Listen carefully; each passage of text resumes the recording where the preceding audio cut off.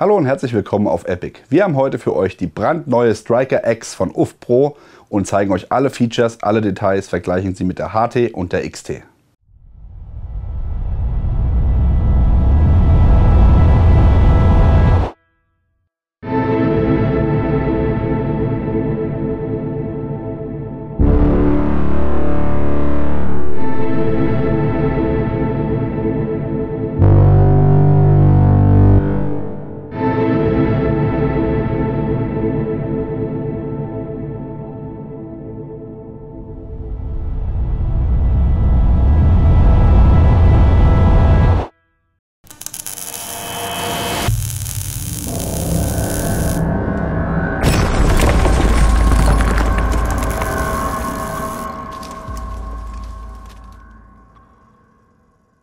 Striker X, XT und HT.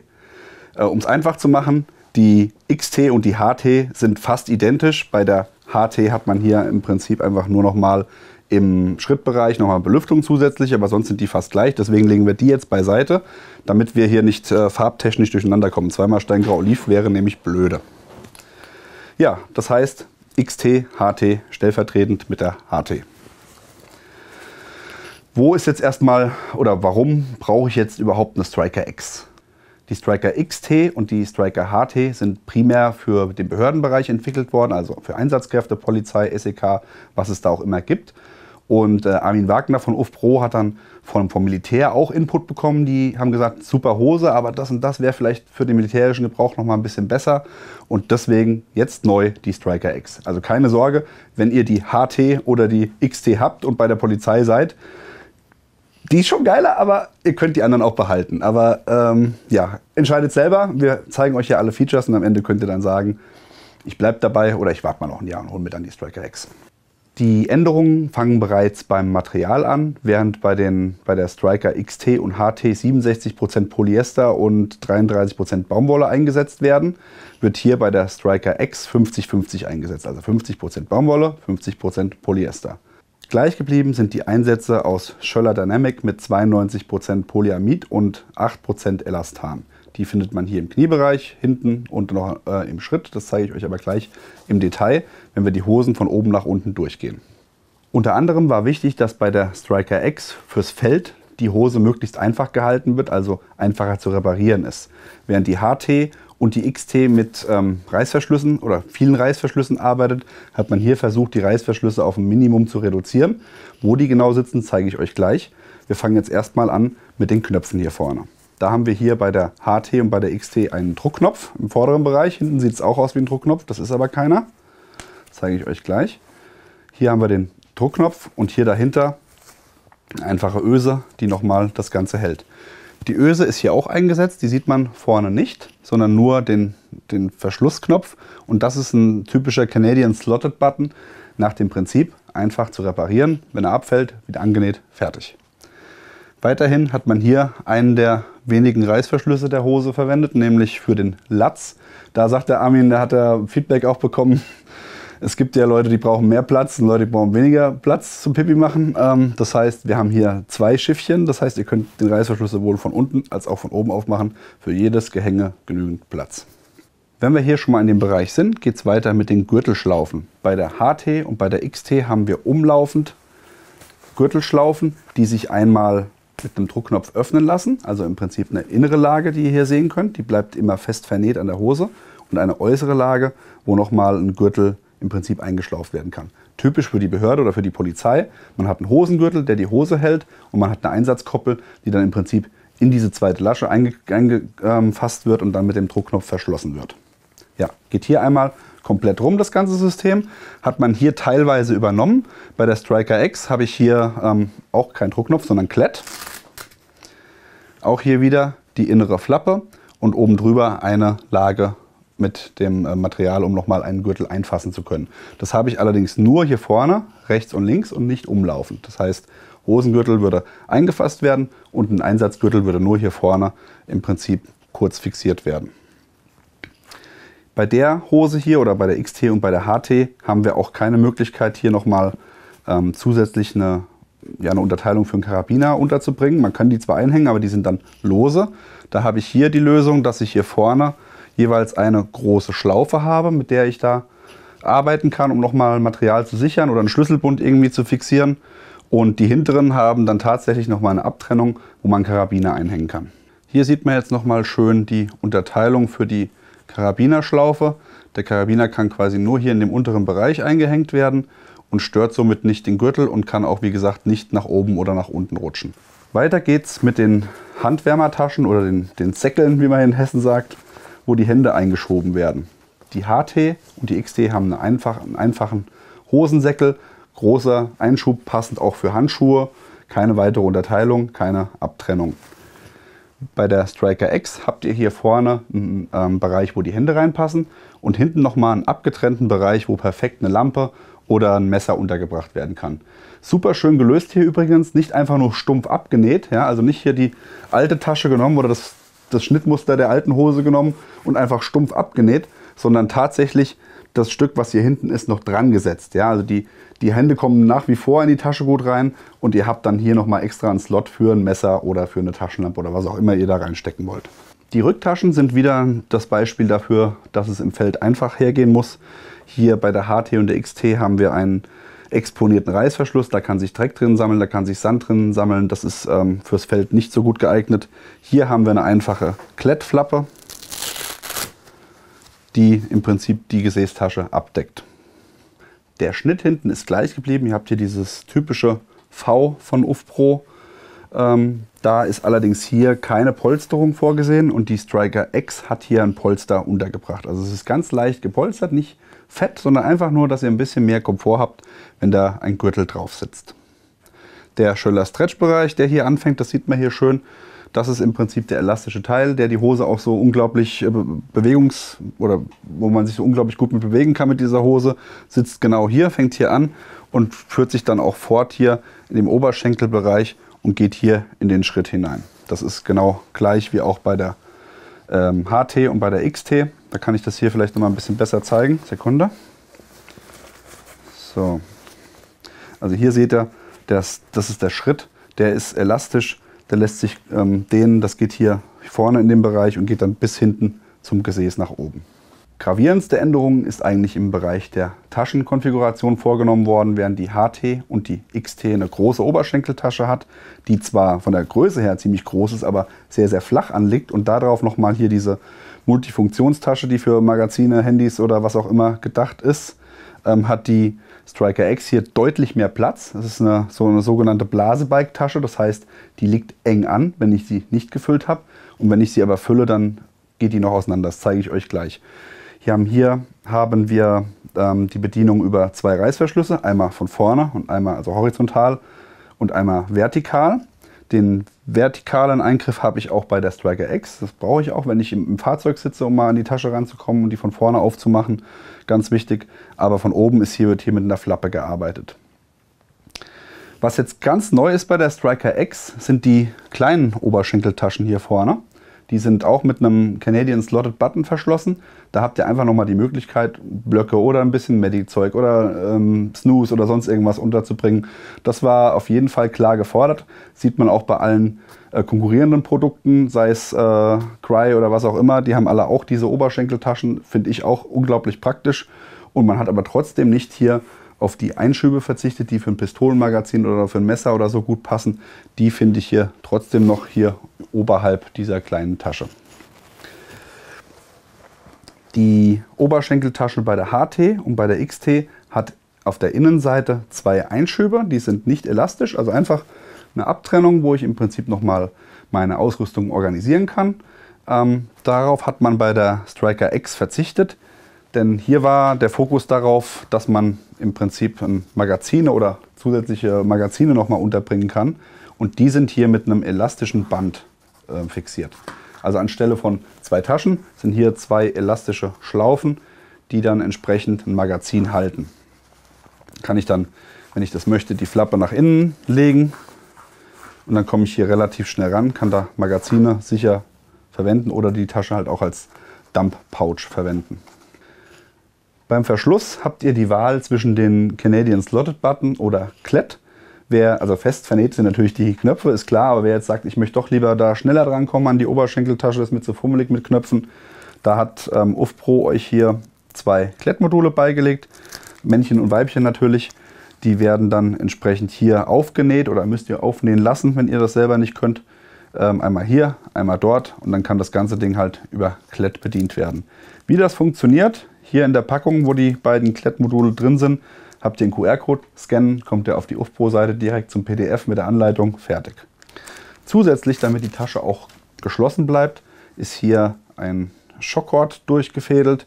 Das kann ich hier über einen Knoten entsprechend regulieren von der Weite. Die ist standardmäßig aber schon so, dass die beiden, ja, wie soll ich sagen, die beiden Falten, die die Tasche so schlank machen, wenn sie nicht gefüllt ist, fassen. Also da würde ich gar nicht groß rumschrauben an dem Elastik. Das ist wirklich von der Tiefe her perfekt. Ja?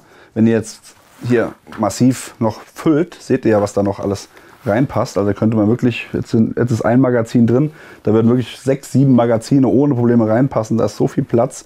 Und genauso ist halt auch die Schockkord hier oben dimensioniert, dass man da nicht nochmal groß dran rumschrauben muss. Den nächsten großen Unterschied haben wir im Kniebereich. Dazu nochmal vorab, weil hier am Kniebereich, finde ich, kann man das am besten erklären. Die ganze Striker X ist im Vergleich zur HT und zur XT so designt, dass sie möglichst flache Nähte hat oder möglichst wenige Stellen, wo man irgendwie dran hängen bleiben kann. Ja, während hier im Kniebereich, deswegen sage ich, im Kniebereich kann man es am besten erklären, während hier viele Öffnungen sind und Schlitze sind oder irgendwelche Punkte sind, wo man hängen bleiben kann, wo sich Dreck festsetzen kann, ist hier der Kniebereich komplett slick. Ja? Also auch das geht über die ganze Hose, aber hier sieht man es halt wirklich schön. Da habt ihr hier diese Naht, das Kniepolster oder das Cordura, was hier schon mal die Verstärkung am Knie bietet.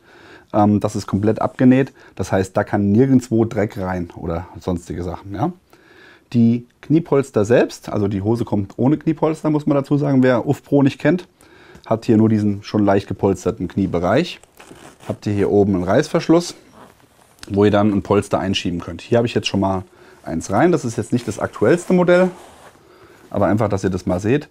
UFPRO arbeitet immer mit 2 Sets oder mit 2 Pad-Systemen. Man kann sowohl das eine als auch das andere benutzen oder beides zusammen.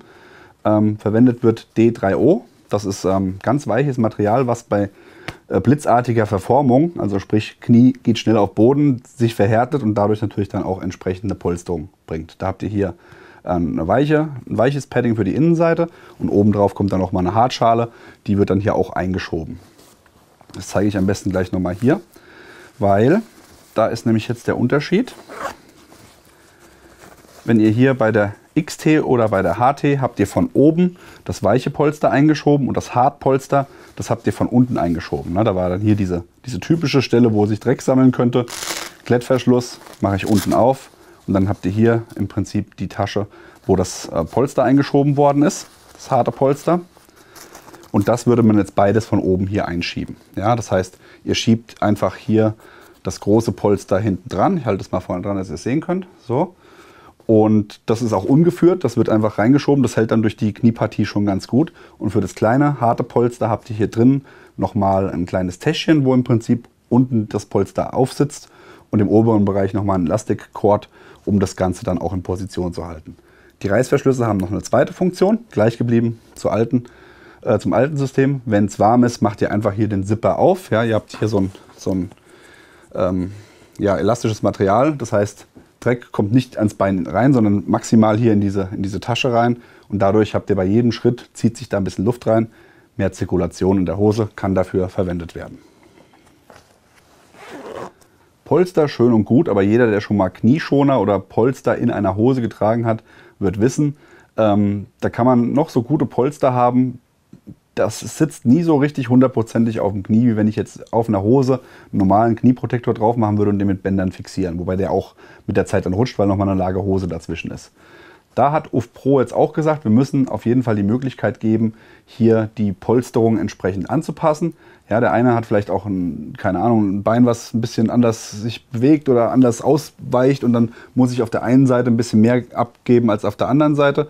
Und anstatt von einem Klett, wo hier auch wieder Punkte wären, wo man hängen bleibt, wie das bei Konkurrenzprodukten ist, hat man hier gesagt, wir machen das mit einem Slotted Button. Der ist hier leicht versteckt, der stört auch überhaupt nicht, also der ist ein bisschen abgedeckt, der stört auch überhaupt nicht beim Abknien, also der ist wirklich relativ flach, weil das wird mit Sicherheit der erste Kritikpunkt sein, der da kommen wird. Das ist schon getestet, also das hat schon seine Funktion mit dem Knopf da.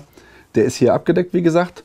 Und da habt ihr einen Slotted Button, mit dem ich hier mit verschiedenen Knopflöchern die Weite regulieren kann. Und zwar egal, ob von außen oder von innen. Ganz wie ihr das braucht beim Laufen. Jeder läuft anders. Das ist hier individuell einstellbar. Zieht ihr das eine und das andere ist dann natürlich hier auf der anderen Seite. Also es lässt sich in beide Richtungen entsprechend so einstellen, wie ihr das braucht. Stiefel, keine Stiefel, dicke Ferse, dünne Ferse. Natürlich muss das Hosenbein auch irgendwo verstellbar sein. Das hat man hier bei der XT, HT und Striker X genau gleich gemacht. Wir haben hier einen großen Zipper, der das Bein an der Rückseite nochmal ausstellen lässt, das Hosenbein. Unterschied zur HT hier ist nochmal die Bündchenverstellung für die Unterseite, dass man die Hose dicht machen kann unten, ist hier über ein Elastikband geregelt, was bei der HT außen unter diesem Zipper versteckt ist. Bei der XT, die habe ich jetzt hier nicht auf dem Tisch, aber da ist im Prinzip dieser Kordelzug in der Unterschenkeltasche drin. Die zeigen wir euch gleich hier. Und bei der Striker X ist man hergegangen und hat gesagt, wir machen das so wie hier in dem Bereich. Wir machen unten einfach einen Slotted Button, mit dem man das zuziehen kann. Also da muss man nicht ständig hin und her, also man reguliert ja nicht ständig nach. Deswegen finde ich das mit der Knopflösung eigentlich viel, viel geiler, weil flacher und da ist auch nichts, was irgendwie stört oder irgendwo noch hin verlegt werden muss.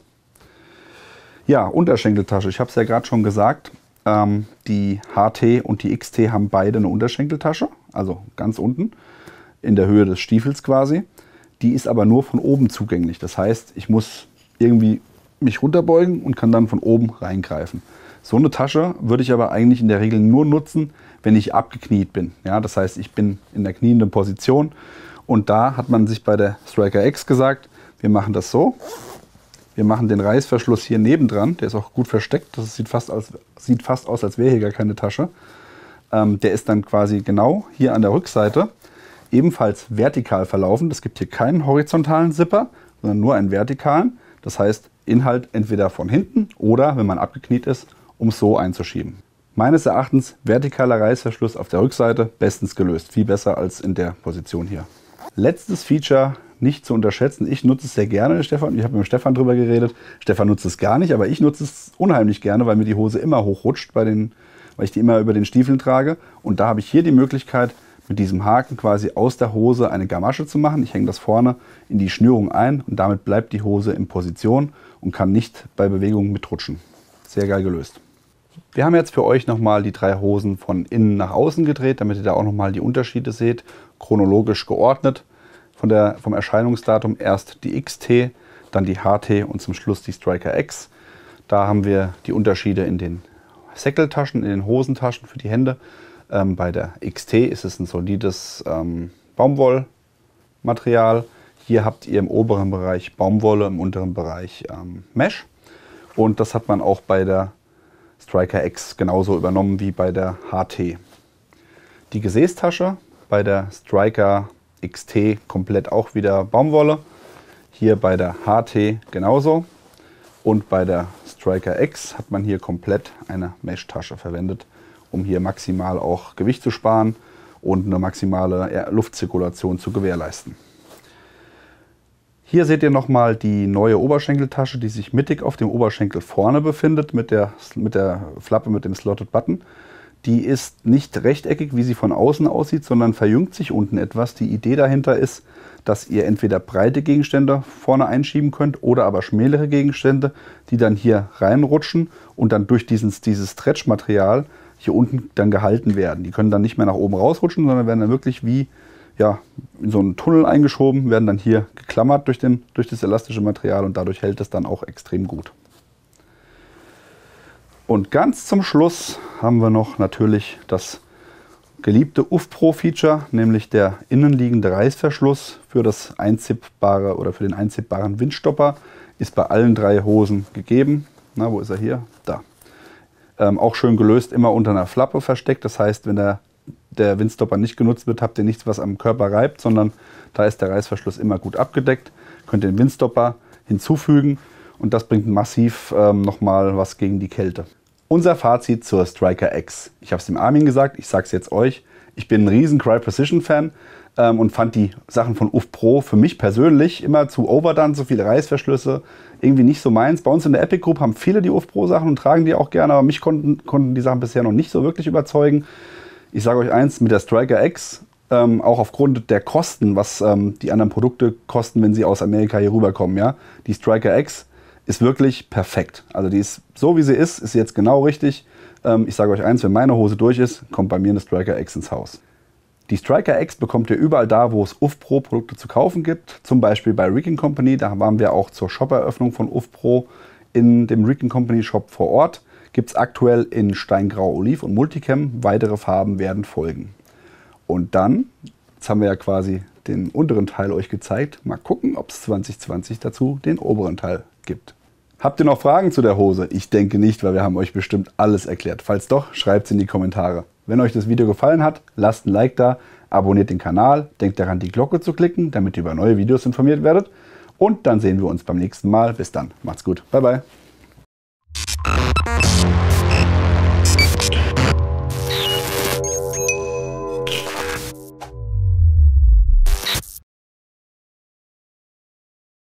Hinzufügen und das bringt massiv nochmal was gegen die Kälte. Na, weil kalter Wind ist immer mehr kalt als kalt.